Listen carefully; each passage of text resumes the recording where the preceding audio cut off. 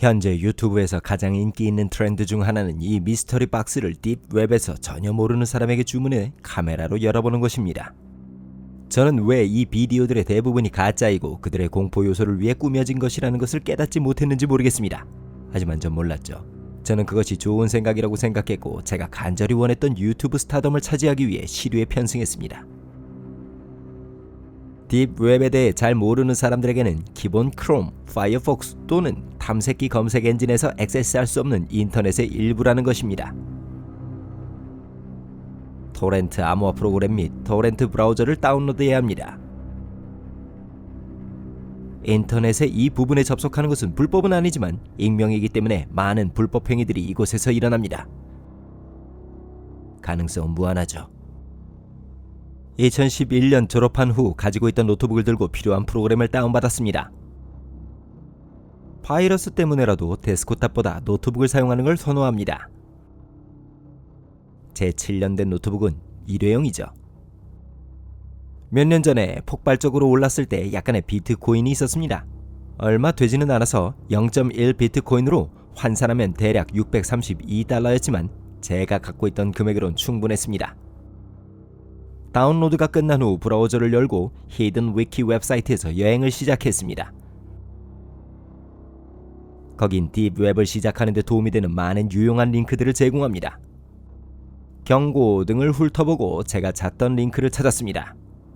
깜빡할 뻔했어요. 저는 책상 서랍에서 덕트 테이프를 잡으면서 혼잣말처럼 중얼거렸죠. 저는 끝부분을 아주 조그맣게 네모나게 잘라서 제 웹캠 위에 놓았습니다. 피해망상이라고 부를 수도 있지만 전 안전한 쪽을 택하겠어요. 전 첫 번째 링크를 클릭하고 페이지가 로드될 때까지 영원할 것 같은 기다림을 느꼈습니다.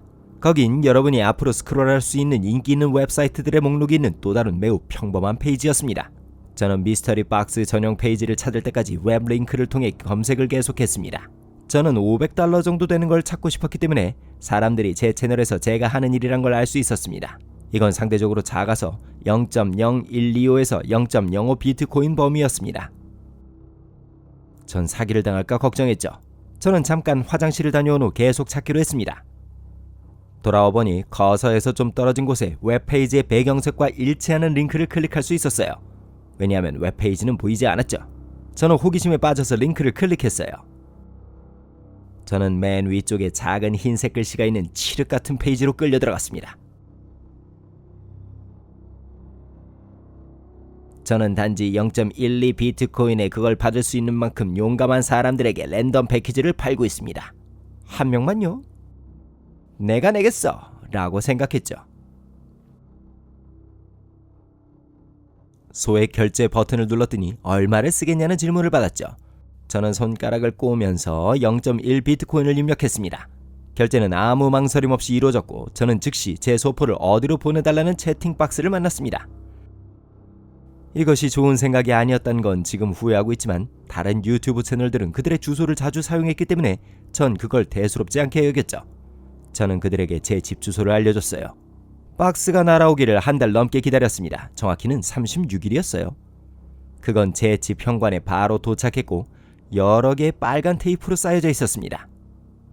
저는 카메라를 삼각대에 넣고 이 작은 나무 탁자 위에 있는 저와 상자를 보여주도록 조정했습니다. 저는 배경에 시트를 깔아서 좀 더 프로페셔널해 보였어요. 저는 장갑과 가위를 모아서 단숨에 비디오를 찍을 수 있었습니다. 여러분, 오늘 밤 브이로그에 오신 것을 환영합니다. 깜짝 놀랄 일이 있어요.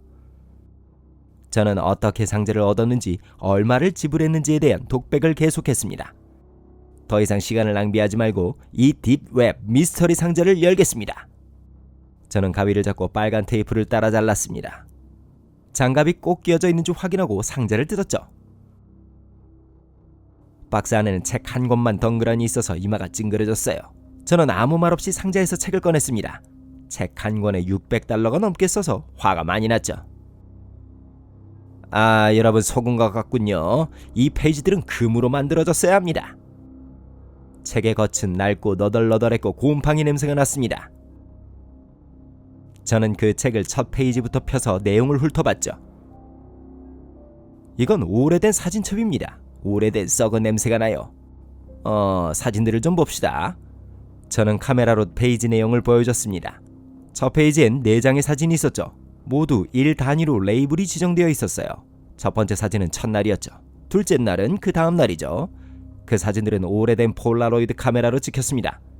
비행기 사진, 랜덤 여행 가방, 택시 몇 대, 그리고 꽤 그늘진 모텔들이 있었습니다.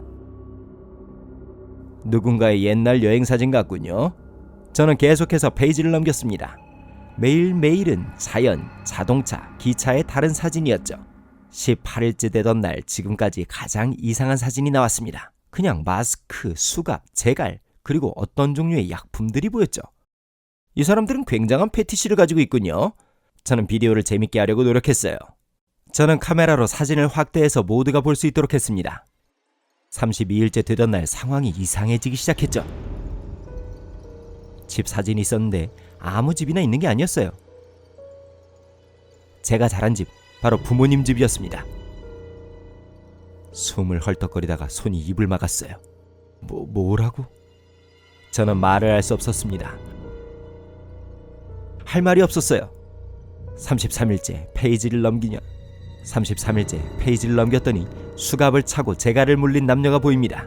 저는 제 엄마의 겁에 질려 울고 있는 얼굴과 검은 타르처럼 보이는 더미에서 먼저 얼굴을 마주하는 아빠를 보면서 모든 뱃속에 있는 내용물을 토해냈어요.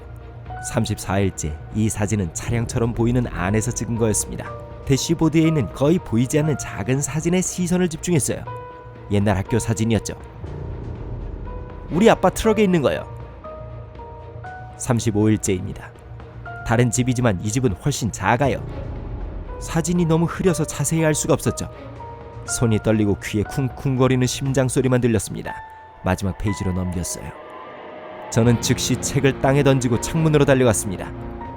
저는 미친 듯이 해치를 흔들고 그것을 열었어요. 망설임 없이 저는 뛰어나와 이웃들에게 달려갔습니다. 그때 제가 본 것이 오늘까지의 저를 괴롭힙니다. 키가 크고 두건을 쓴 사람들이 제 방에 서서 창문을 통해 저를 보고 있었어요. 그들은 손을 들어 손을 흔들기 전에 꼼짝 않고 서 있었습니다. 저는 안으로 들어오라고 재촉하는 제 이웃들에게 소리를 지르고 경찰을 불렀습니다. 앉아서 울기만 했죠. 저는 목숨을 잃을까봐 무서워서 울었어요. 저는 부모님을 위해서 울었습니다. 다 제 잘못이라고 생각하면서 울었어요. 저의 상식이 부족해서 부모님이 돌아가셨고 저는 영원히 그걸 감수해야 할 것입니다. 딥웹에 액세스한 경우 절대 개인정보를 공개하지 마세요. 유튜브에 있는 사람들이 뭘 한다 하더라도요. 대부분은 진짜가 아닙니다. 그리고 항상 당신의 상자를 확인하세요. 제가 받은 박스에 추적 스티커가 붙어있지 않은 걸 알았더라면 수고를 털었을 거예요. 왜냐면 그 상자는 직접 배달되었기 때문입니다.